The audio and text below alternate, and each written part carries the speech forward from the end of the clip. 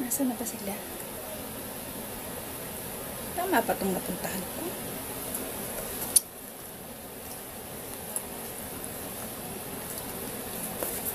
Ay, buksan.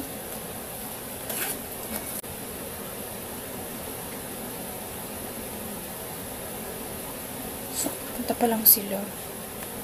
Ang paaga. Hoy, napaaga ka yata. Kumusta ka na? Mainit dito Wala ba silang aircon dito? Ang init naman. Wala yata Okay lang.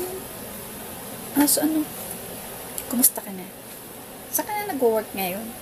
Ako nag-work? Hindi May business kaming mag-asawa. Meron kaming maliit na business. Meron kaming resto.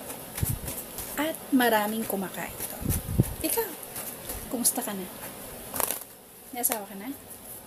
Ano pinagkakaabalahan mo today? Okay lang. May small business naman kahit papaano. Nasa online selling kasi ako ngayon. Okay naman nakitaan. Online selling? Online seller ka lang? Alam mo, natatandaan ko nung magkaklase pa tayo ng high school. Ikaw ang may pinakamataas na grade sa atin. Lagi kang nasa top 3 at favorite ka ng mga teachers. Tapos you end up online seller? Tingnan mo nga yung sarili mo. Ang cheap ng ayos mo Pati ang bag mo cheap. Ano ba yan? Hindi ka ba nag-abroad? Yung asawa mo ba may kaya? Para bigyan ka ng small business lang na medyo ikauunlad niya naman. Ha? Grabe ka naman sa akin. Ano man cheap? Ano ba cheap sa ayos ko? Hindi naman tayo magpapatalbugan sa mga nakikita lang natin, di ba? Kaya nga tayo nagkita-kita kasi magkakamustahan tayo. Wala namang masama ang pagiging online seller. Legal naman yun. Wait lang Don't get me wrong. Wala naman akong sinabing illegal ang pagiging online seller. Kaya lang kasi, mahirap ka na dati, mas mahirap ka pa ngayon. Wala bang maibibigay sa'yo ang asawa mo na medyo madali-daling i-handle naman. Hindi ka mapapagod at mapapawisan. Hindi ka pa yata nakakatikim ng aircon. At saka, ang dami namang magandang business dyan. Alam mo ba, yung online selling na yan, parang pinasosi lang yan ng konti. Pero divisoria pa rin ang dating. So, mga chipipay naman ang mga nandiyan dyan sa mga online shopping platform. Minsan nga may mga bogus pa dyan. Bakit ka ba nagtsatsaga dyan? Gusto mo pong pahiramin kita ng pera para makapag-start ka naman ng business dyan. So, iwanan mo na online seller. Ang cheap Ang cheap ng online selling Sobra ka na Hindi ko kailangan ng pera mo. Meron naman akong sariling pera. Kahit maliit lang yun. At least, galing naman sa pinaghirapan ko. Sobra ka naman maka-cheap dyan sa online selling. Grabe ka naman.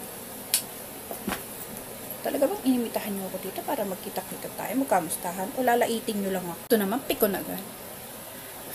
Hindi mo gayahin yung business namin. May mga tao kaming kumikilos para sa amin. At saka kami nakaupo lang. Papirma-pirma lang. At saka hindi kami naiinitan.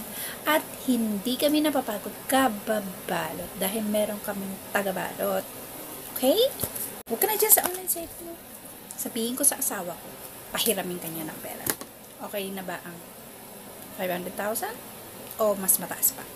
Hindi naman pala sa'yo yung perang ipahihirap mo sa akin. Sasabihin mo pa sa asawa. Teka nga, matanong nga kita. Pinapayagan ka ba ng asawa mo mag-handle ng negosyo mo? Hindi. Yung mahawakan mo yung pera na kinita nyo doon sa negosyo nyo. Nahawakan mo siya? Hindi Nangihingi lang ako sa kanya. Paano ka ka magkakaroon ng pera? Ano? Binibigyan niya ako ng monthly allowance. Ayun. Humihingi ka sa asawa mo para lang magkaroon ka ng pera. Well, ako hindi. Hindi ako humihingi sa asawa ko. Kasi, meron akong business online. Kahit sabihin mo cheap, kahit sabihin mo ako lang mismo ang nagbabalot ng mga orders, at least pinaghirapan ko. At hindi ko na kailangang humingi pa sa asawa ko ng pera dahil extra income na yun. Ako nahahawakan ko kagad ang pera ko. O hindi ko na kinakailangang humingi sa asawa ko. Kahit mahirap, tapos ko naman. Kahit wala akong staff, wala akong tao, nagagawa ko lahat. Kaysa humingi ka ng pera sa asawa mo. Mas maganda kasi yung pinaghirapan mo. Kaysa gastusin mo yung pera na kahit sa asawa mo, hindi naman talaga sa'yo. Kaya wag mo sasabihin, cheap ang mga online seller. Kasi meron kaming kakayanan na wala ka. Hindi ako, expensive din yun. At gusto ko may sarili akong pera. Ikaw, humihingi ka lang. Aalis na. Diyan ka na. Hindi ko nahihintayin ng iba. Lalo lang akong mai-stress.